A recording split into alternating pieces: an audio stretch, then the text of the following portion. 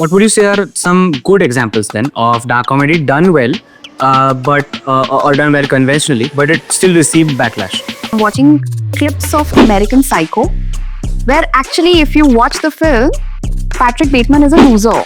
Indian stand-up comedy entirely grew up on the internet.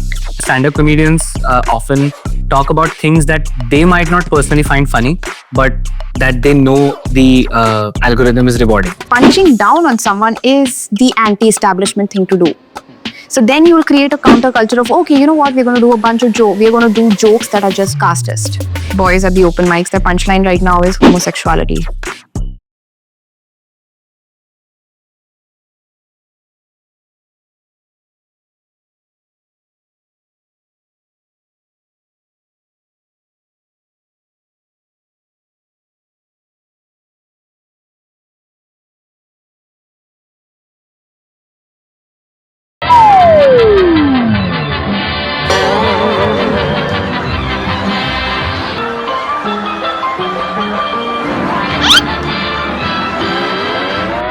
Hello everyone, and welcome to Sorry Not Sorry, our podcast where we read between the lines of dark humor. This is episode 2, which is Damage After the Punchline.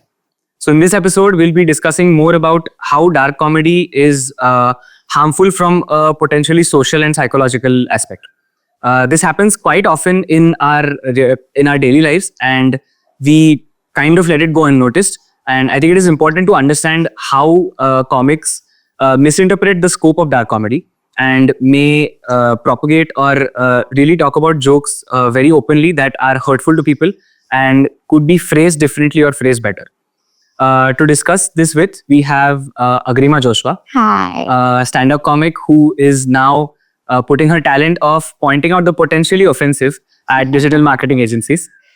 So we'd like to start right off. What do you think your understanding of the scope or the definition of dark comedies, please? First of all, everything that you call dark comedy lately, especially on social media, I don't know if that is the case with everything abroad, but at least in India right now, what they're calling dark comedy isn't exactly dark because it's not gallows humor. You're not sitting and talking about death or serial killers or, mass murderers. What we are basically talking about, generally, I've seen it in the context of the so-called gender war. And it's usually a bunch of people coming online and saying words that are unparliamentary, according to most conventions. Like they're probably in a civilized society, you won't be allowed to use that word, maybe, or maybe they're just talking amongst their friends and using language that is extremely what they call offensive. It's not dark as such, and it's not as shocking as it used to be because it's so normalized for us right now. So now, even when you use those words, it doesn't really shock you. It doesn't make you feel that anger inside. It's just a casual passe. So I don't think that's technically dark comedy. I think dark comedy, I don't want to be one of those comics who says that, we should follow whatever stand-up comedians do abroad. But unfortunately, I haven't had that much exposure to Hasya Kavi Sammelans and the other kind of comedy that is there done on a local wage. I only have the internet. And whatever I was exposed to in the internet in the beginning was comedians who'd been doing this for at least 20, 30 years in the States or in Australia. So for me, one of the dark comedians that I thought was the best is Maria Bamford. She talks about psychosis. She talks about her mental illness. She's also talked about how she has wanted to kill and mutilate her own family members. And she addresses that in a way that is actually hilarious and shocking at the same time. Right. So for me, that is dark comedy. If there is no violence involved, I don't understand how it is dark. And violence is not, I don't always mean violence that is non-consensual, meeting between people. I don't know if I'm allowed to use that word. Yeah. But I think one thing that I have, throughout the research for this podcast, one thing that I came across a lot is the way you explained it right now, that the topics were so dire and probably topics that were not really talked about often in common life, I think what sets apart kind of dark comedy that is really well done and not is sort of, I think people forget that stand-up is still an art, and people don't really construct their humor that well, possibly. That they just, they're a bit brash with their comedy is what I'm trying to say probably. And instead of writing it or trying it out with audiences or testing things like tags and callback references, they sort of let it out straight. So is that better, where a sort of construction and a narration of sorts is given to the joke? See, I'll tell you what, Indian stand-up comedy entirely grew up on the internet. Right now, we unfortunately did not have a phase where we were offline for a long time. It took a long time for you to do the tours, go across the country, or even go across, if you could go abroad, test out the material, and then you come out with a DVD or you come out with a special. If you are lucky enough, you get an HBO special. Or what has happened is that we first became popular on YouTube. And now with each passing year, there are more mediums coming out. And right now the main medium is your Instagram Reels. If TikTok wasn't TikTok wasn't banned in India, Right. it would be TikTok. But right now Instagram Reels is doing what it's doing. So the algorithm doesn't reward long form content. Okay, the algorithm right now is rewarding only one shock value, one crowd work interaction. So recently I came across this discussion between some senior comics abroad who talked about how crowd work used to be the thing that you do, which when your material is not working. All right, now you want to interact with the crowd and go like, okay, so I guess that didn't work, that bombed, and then you start talking. So there was this one moment I remember, which was Biswa Kalyan Rath. That's when I think that was the main moment for crowd work. Some 7-8 years ago, Biswa Kalyan Rath was in a special and somebody heckled him. And in the middle of his heckle, he asked that guy, A-tera naam kya hai? And that word was, I don't want to say it. I just don't like that word. And it became like a moment, like a lot of boys wanted to emulate that and create, there were t-shirts that referenced that moment. There were. Like he has so many great jokes, but I don't know why that is his legacy.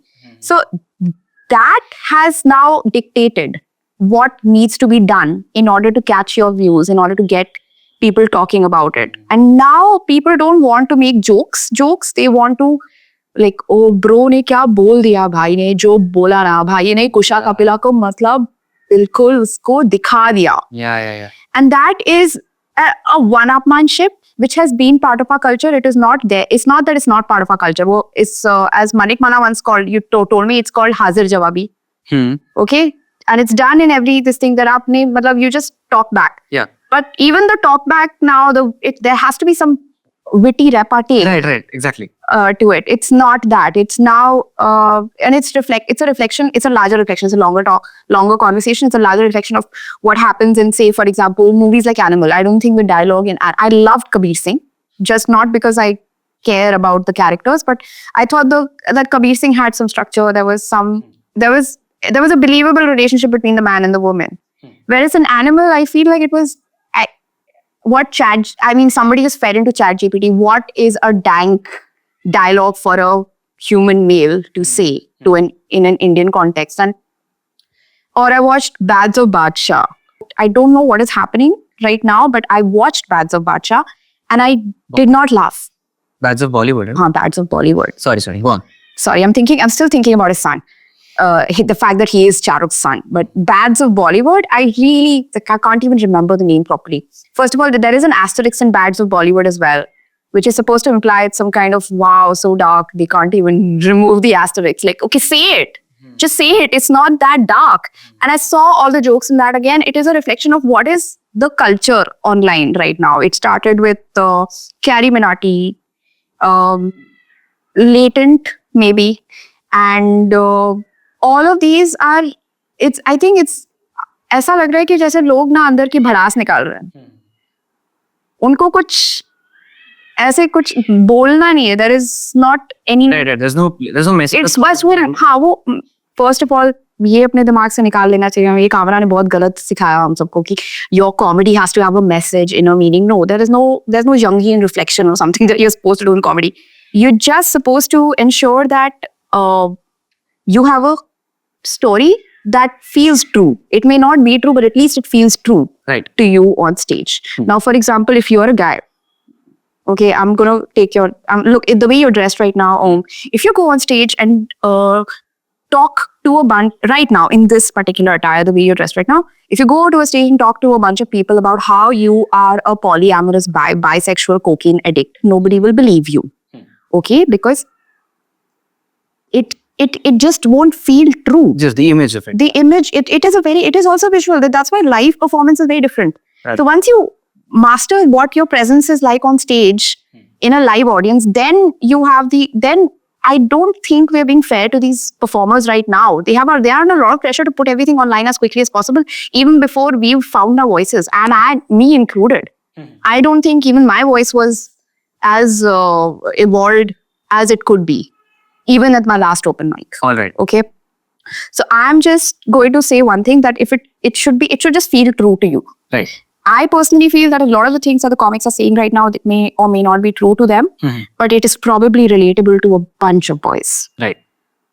I'm saying boys because that is statistically the audience that I see for stand-up. So I was going to bring it back to what you said a while ago, that you mentioned that the audience, what the audience is taking in from the comedy of someone like Biswa is you mentioned like your respect for him and your acknowledgement of other good material. Respect you, Biswa. And the acknowledgement of the other good material that he has. So how do you think the viewers can do better? How do you think the viewers can do better in understanding which kind of content they should, or they're appreciating the content that has been created more tactfully, like you said, or has been given some wittiness to it from its soul? I don't think the viewers can do better because it's, as they say, it's like a democratic platform. No, I cannot. Can you imagine going to a stand-up comedy show and first you have like a tutorial on how you should enjoy this, and it won't work. If people, I think people are. I think it's a reflection of the moment that people are reacting like this. What is it? What I think we need to study ourselves as a community and wonder what is it that is making these things click. Right. Right? And you cannot look at it in isolation. You have to see what is happening, what they're saying on stand-up. Okay. Why is Andrew Tate being Googled constantly? Okay. And what is being discussed on 4chan, or what is that gaming platform that boys have? Discord. Yeah. Or what are they saying to each other? And what are they reading on their WhatsApp chats? Which again is right. It is a reflection of that. I cannot tell the viewers, oh, don't enjoy this. How are you enjoying this? How are you? So it's sort of like it's less of a responsibility of the comedian, obviously, how to tell it, but obviously a sort of innate responsibility of the viewers to introspect and make sure that they are enjoying kind of like the since we have to say the right kind of content, but obviously the things that they're laughing on right now or being entertained by right now, they are a little shallow, like you said, right? It's not shallow as much as it is more. It's just something that they would not be able to say out loud in our civilized society. I've said this before. Okay. It isn't, and there is no time. First of all, look at the algorithm. Also, look at the platform. Also, what does Instagram reward? You think you can upload this entire podcast on Instagram Reels and show it to people and everybody will look at the whole 30-second thing? No, what you're going to do is you're going to take out some moments that pop out and put it out there on the reel. Now I'm under a lot of pressure right now to say something extremely shocking that could be your you pull out that clip. Yeah. Right? But I don't know. We are all complex individuals. There's so much more to us, which is why the 1 hour special, the half an hour special was such a beautiful format, because when I started going from 4 minutes to, I started getting longer spots, for me, that was such a gift, because I was like, oh, now I get time to, give the audience context on myself. They get to know me a little better. I make some jokes on myself. I laugh with them. We establish context. And now I can start saying the things that I want to say. Yeah. So I don't want to discard any of my material on this podcast, but it's taken me some time. Again, when I took a break from stand-up, and when I came back again, there were a lot of these shocking jokes that appeared to me in my dream once. That I was like, oh, I used to do. Yeah, it was really to me in a dream. I saw these jokes and I thought of them that, why don't I do them anymore? because I've just started pulling back because I'm like, I don't know these people, they don't know me. And then over a period of time, when I started getting longer spots again, I started slipping those little jokes in between. Now those jokes in isolation to me look crass. Nobody knows who the hell is this person? Why is she saying that? Right? But that's what the algorithm rewards. How can you blame the comics? Right. How can you blame the viewers? It kind of takes away the beauty of the whole 1 hour set or like the 1 hour special that you recorded, and it strips it of context. I think that's what happens when you put it out on Reels. That's one of the more adverse effects, right? It strips it of context. Strips it of context. And that's Right. happening. By the way, that's not just happening in stand-up. Mhm. I've seen this happen with movies as well. Oh, yeah. My generation, we grew up with torrents and a lot of piracy and everything. So we actually had the patience to download a film the entire night on whatever 2G generation internet we had. And because it took so long to download it, we had to watch the full movie. Now what is happening is I'm watching clips of American Psycho, where actually if you watch the film, Patrick Bateman is a loser. He is not an aspirational character, but they have made him like this Chad, this, I don't know the word Chad is still a thing, but they show him in this very aspirational light. And that's what people are watching. People are watching everything out of context. And now he's being memed into, He is. like he's listening to music and he's like grooving to it. And that is a loser moment. That is a moment where he's actually like, he's shown, what he's like? If anyone has seen Kendall from Sithir, he's supposed to be like this business bro who thinks he's cool because he understands rap. He's a white guy who thinks he understands rap. Okay. And once in a while drops the N-word because he thinks it's cool. That is what Patrick Bateman is supposed to be like when he's talking about music, when he's listening to music and grooving to it. It's out of context. They make him look really cool. So what is now happening is everything that you are experiencing on the internet is just you. How can I take your essence and filter it and like boil it down to like A really 30 seconds? And that's not possible, I think. Yeah. Obviously not. I think I've met you for the first time right now. I think I know more about you than anyone who has seen you on Instagram. Yeah. Like I know a little bit about your childhood trauma now. A little bit. Right. Right? There's no time for that. So it's not the responsibility of the viewers. It's not the responsibility of the comedians. I think we need to find a platform, a way, maybe bring back live shows and maybe don't be in a hurry to put material out there. I know the algorithm is hungry for content. True. And the more shocking it is, visually, even audio, the more viral it is going to get. Like talking about that shock value thing, could we? I just had this thought and I wrote it down as a question. With the whole Samay Raina debacle, if you think about that, is it possible for it to? I don't have a problem with Samay Raina. So is it possible for would it be okay for that show or that panel to have some guidelines or some format in themselves where they discuss or decide what kind of jokes they're not allowed to make and are allowed to make? Would that have sort of mitigated the controversy, or would it have been like an insult to the expression that they were trying to do? Firstly, it would create a counterculture. Okay. It would lead to, because whatever you tell them not to do, another group, because what you're doing is, so what happens is when you make the rules of stand-up, say for example, there were these rules. One rule was punching up, punching down. Yeah. When you make that rule, what you create is you make this, you create a setting for people to imagine that, oh, punching down is not allowed. So now punching down on someone is the anti-establishment thing to do. So then you will create a counterculture of, okay, you know what, we're going to do a bunch of jokes. We're going to do jokes that are just casteist. We're going to do a bunch of jokes that are just Islamophobic. We are going to do a bunch of jokes that are just misogyny, which is actually really happening. What happened was around 2016, 2017, there became this huge conversation amongst men that, oh, women are getting too PC, women are making us watch our words, the LGBTQI community is trying really hard to, suppress our expression, etc., etc. So now saying something transphobic is considered the epitome of freedom. So I don't think you can set rules for someone and say, okay, you know what, in my space, at my open mic venue, in my video, you cannot do these things. He's going to go start his own channel. He'll be like, you know what, I will do exactly what she says you can't do. Right, right, right. See, it just works like that. I don't want to create a culture where I make these guys feel cool.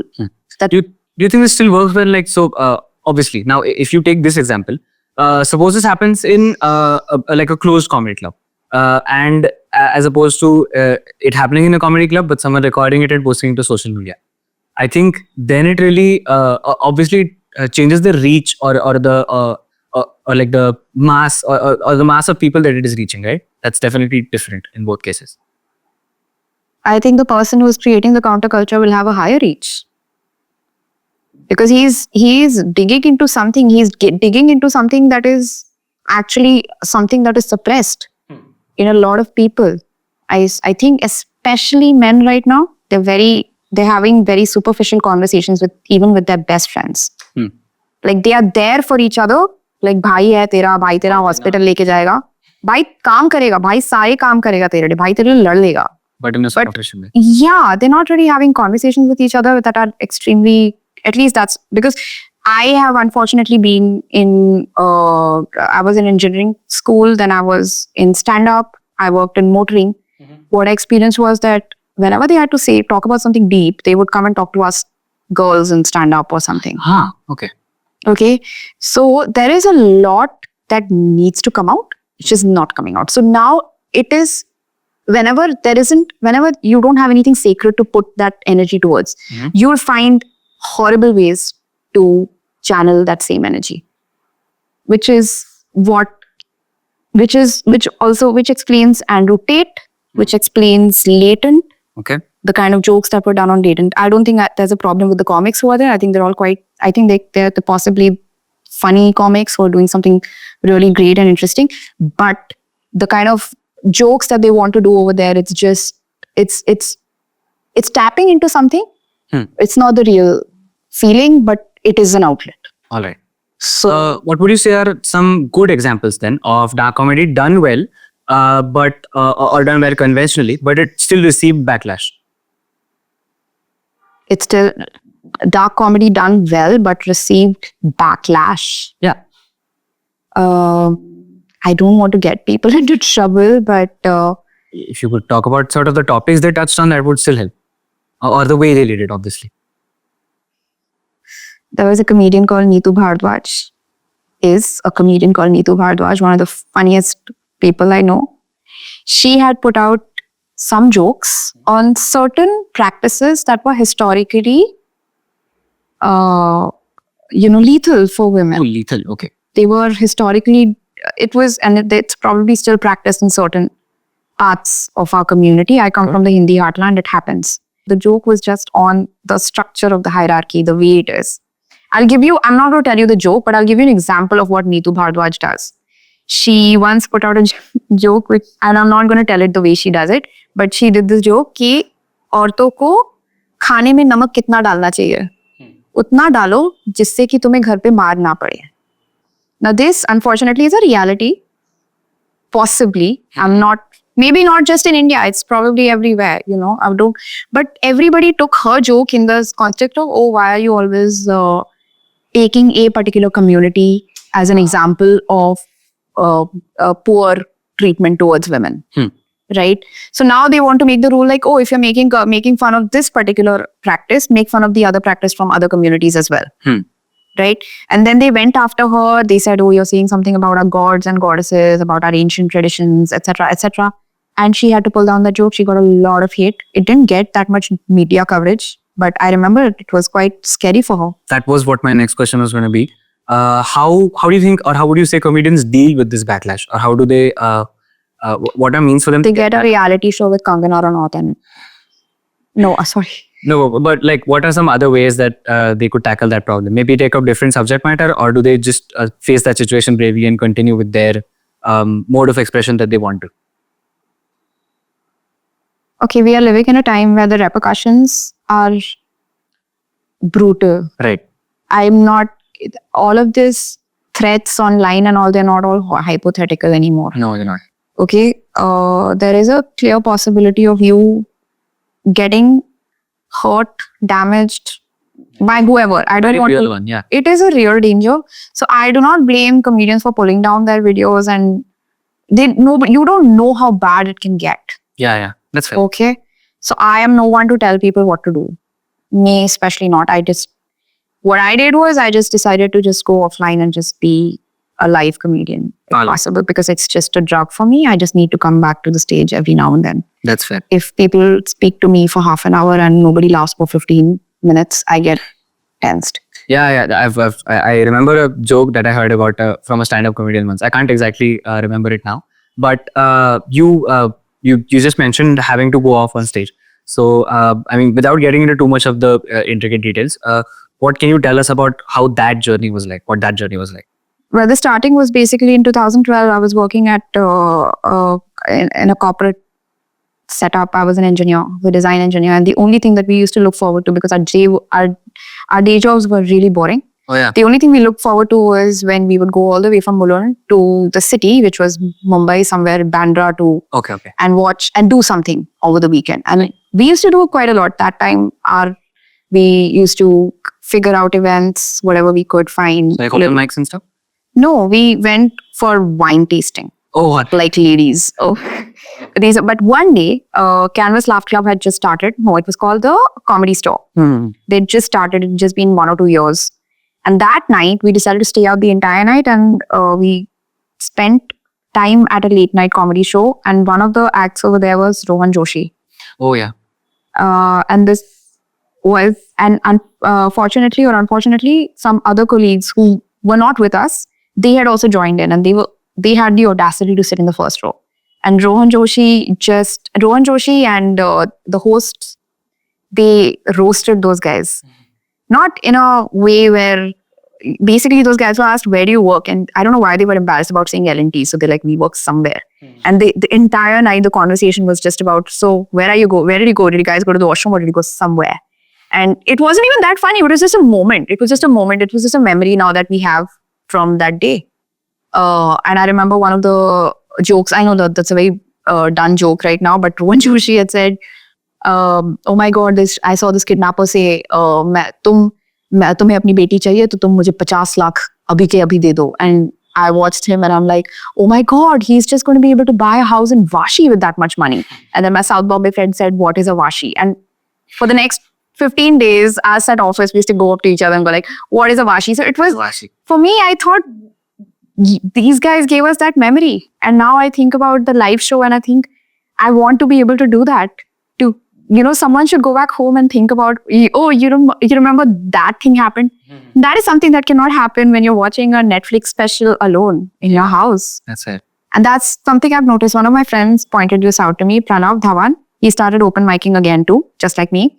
And he said that I've come back to stand up after a while. And I see that most of these people have a culture of, most of this generation has had a culture of watching stand up alone in their houses. So when you watch something funny, you're not going to laugh alone to yourself like, Nah, not. like that's crazy. Yeah. So now they have that same thing. They find, even when they find something funny, they don't really laugh. They just go like, yeah. Right. It's, You appreciate it, kind of. you appreciate it, but you're not laughing. Yeah. Yeah. So there has been a reset. And the internet is the reason why it is the way it is. It is a boon because anyone can get their moment, but your moment is not going to last long because the next viral thing is going to come out. So, and the algorithm is hungry.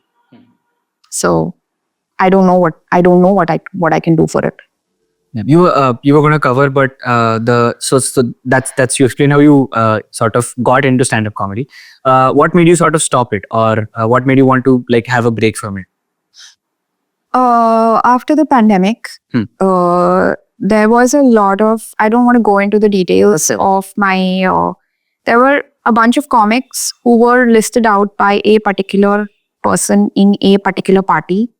And there was a lot of those comics were listed out and they were attacked one by one. I was one of them, right? So I was not an isolated case. It led to me having to pull down my video.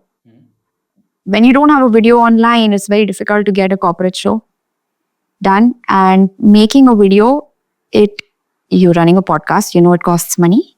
You have to rent the place. You have to get enough audience to be there. Because first of all, I don't get to decide when. I can't just do stand-up in my room. I have to get audience. Yeah. I have to sell enough tickets for that to happen. And it is an expensive affair. And also, once you put out the videos, that material is discarded. Now I can never perform it again. It's not like a hit song. I've said this before. So so for me, it is, I don't feel like putting up videos online, because of which I've not been able to get a lot of corporate shows. I've not been able to do brand collaborations, etc. Which is, I guess it's in a way it is, I guess I'm just being lazy. And I moved back from Mumbai. I moved back from Mumbai to Pune because of some job situation as well. So in Mumbai, it was harder to get spots at the venues that I used to be a regular at, because they didn't want any trouble with certain elements. Now, a couple of big comics who have been under the radar, they've been able to bounce back, and hats off to them. Like, really good. Well done. They continued making material. They did time. Some of them did time in jail. Oh, okay. Yeah. And they are still putting material out there. Good for them. But for me, I don't really have that kind of fan following. I'll be frank about it. I couldn't. Yeah, but the creative process takes time. There have been a lot of stand-up is not my mainstay, right? It's very difficult to devote time to something that is not your main source of income. So I just decided to pull back and just do as many live open mics and shows, curated shows that I can do. And I'll wait it out. I don't think I can feed the algorithm. I don't know what the algorithm wants. That's fair. That is a really difficult thing to balance, I think, in today's day and age, because it's tough to have like an understanding of what exactly the algorithm is desiring at one given moment and how fast it fluctuates. What I had a question regarding that. Do you think? I mean, it's not like I'm not asking it as a conspiracy theory, but do you think that stand-up comedians often talk about things that they might not personally find funny, but that they know the algorithm is rewarding? For sure. 100%. I really think that there are certain comedians who are very happily in relationships and they love their respective spouses or girlfriends. And they come on stage and talk about how girls are ruining their lives and destroying it. And I'm so tired. I'm so tired of hearing that, but it works. It's tapping into a relatable insight. And I don't think this is any of the big comics. I think it's many of these boys who are just starting out. And you know what? Yeah, more power to you. I think we've moved away from the dark humor starting with this conversation. Right. Yeah. I mean, no, but this still was a point that I wanted to cover as to if they talk about something that is not really that funny to themselves, but just because it might have, like you said, shock value or related to dark humor. Like the topic might be related to dark humor, and they know it'll get like traction. That's why. So I'll tell you what, I've seen some people, and I'll go the other way also. There are certain comedians who are too young, in my opinion, and I know them personally, so I know that I don't think they are that politically troubled as they seem to be online. You know, they've seen some comedians like Varun Grover and all go out there and say something anti-establishment or, call out something, and then they will follow suit. And I hear it out and it's very superficial, right? So I'm thinking to myself, do you really feel that angry? Or is that just something you are talking about because it is a hot button topic? Right? So I'd say that you can tell. I think the audience, at least a live audience, can tell when you feel it, when you don't feel it. I told you about it. It has to be real. Right. And I think oftentimes it's doubtful whether people who are just running the circuit and are trying to get traction and trying to grow bigger, it's doubtful if they're aware of the repercussions it's having on their audience as well. So, what do you feel like? What are some ways in which comedians can structure their material or ways in which they can express it, which will be less harmful to the audience that is consuming it, or which will be even if it is? I'm not saying that they should compromise what they're trying to say, but what is a better way that they can say it in, which can make it easier for people to understand it? Look, if Sandeep Vanga is not responsible for what he does, why should the comedians have to do that? See, for me, it would be a very explosive thing for me to say, to set out a bunch of rules for a set of comedians, because that is just pointing fingers. And I feel like maybe I don't think I can tell people that they are responsible for the destruction of a civilization. So, but, well, as an example, or rather, how would you go about it? How would I go about it? Sure. Okay, so I say, for example, when I am, okay, if, for example, I have to make a comment on the war, whatever war is going on, pick whichever, I'll try my best not to make fun of the people who are being starved, who are being bombed right now. I'd like to make sure that the joke is about the people throwing the bombs, whoever you think they are. Okay, I am not going to take sides in this podcast. I would like to, or for example, just have a little, like, when you're making the joke, right? Just think about who is the person you're making the joke about, right? Right. Maybe think about, okay, it's very right now. What the problem is, there is a lack of empathy, mostly because people are living in isolated chambers. Say many of the men in the boys at the open mics, their punchline right now is homosexuality. Like, what if my friend, he and I, but what if we are gay? Like, it is very clear that you have never actually met a gay person. So I would say, go out there, get to know people, meet someone outside of this group of people that you hang out with. Go talk to a girl. Seriously, go out there, talk to girls, talk to the gays and the girls. I think Veer Das has a joke about that. They're not zombies. They can't they can't get it on you. That's not how it works. Yeah. So now that's, again, that is an example of like a funny joke about homosexuality. But yeah, but I don't think that's the problem. It's not that they think I don't think they really have a problem with the women or the gays. It's just that they haven't met enough of them to actually feel like, this joke, how would this so-called joke come across to them? Okay. Now, I'll cite an example that Pratna pointed out to me. We had a male host for an all-women's open mic. It was not an open mic, it was a curated show. And usually this guy's material kills. And I'm sure he's very funny. But what happened was, for the first time in his life, he saw a whole bunch of college-age, attractive young women sitting over there in the audience. And he was making all these jokes about ladkiyan pata hai kya karti hai? And these girls were just looking and going, no, that's not, we don't do that. Because if they did do that, they would laugh. Right. Right? Now, Zakir used to have this joke, this girl keeps talking on the phone, mere kaan se khoon behne lag gaya. Now, most girls who are not this girl will be like, okay, I have never really done that, so I don't get it. It's not funny to me. I'll give you another example. Like, I remember Kamra. Kamra said that, what would be people's last words? This is a dark joke. This is a good dark joke. What would be the last words we know that Gandhiji's last words, famous people's last words. I often contemplate what their last words would be. Like Gandhiji's last words were, "Hey Ram." What would be Indira Gandhi's last words? "Driver gaadi nikalo."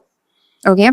Now this joke usually kills, but then he once did it in South Bombay where there were a bunch of rich people sitting and listening, and they're like, yeah, that's what she said. Why would it be? What else would she say?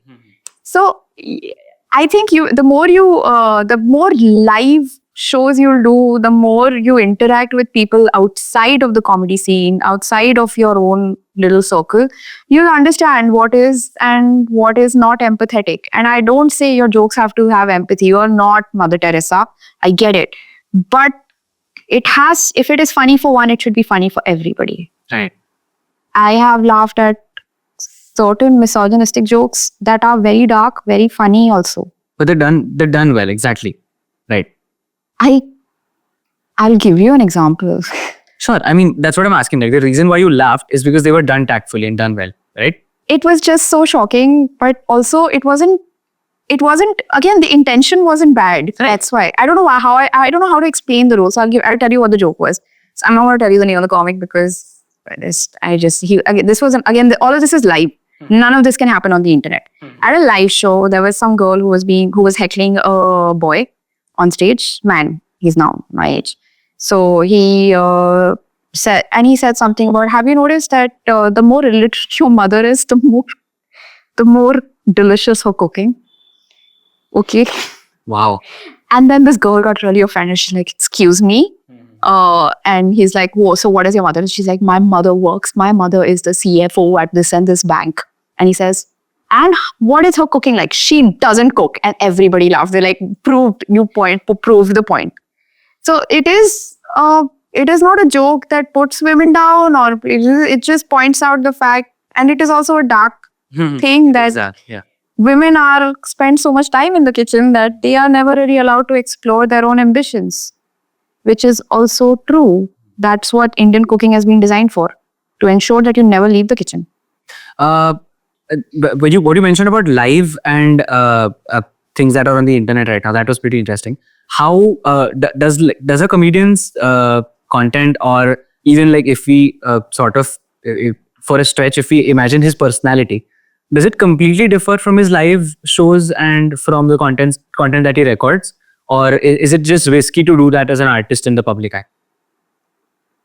I think I think there has to be some kind of integration. If you're very, I don't know how it works for other people, but if you're very different on stage from who you are in real life, it doesn't seem that organic. I don't know. Can't you tell? I mean, but I haven't ever really been to like a. Okay, so I'll give you an example that most girls will be able to tell you. The performative male. It's a thing on the internet right now. There's a thing called the performative male. It is a person who pretends to be a man who pretends to be extremely feminist and very, very liberal in his views and progressive, etc., in order to just attract women. Okay. Now, we know that the performative male exists because we have seen this person. So whatever he's trying to project in front of people is not who he really is. So I feel the same thing happens with stand-up. I don't know how to explain it, but you have to have a core of truths. It's not acting. My theory is that it's very, very few stand-up good. If you're a great actor, you're not a good stand-up comedian. If you're a great stand-up comedian, you're probably the lousiest actor I know.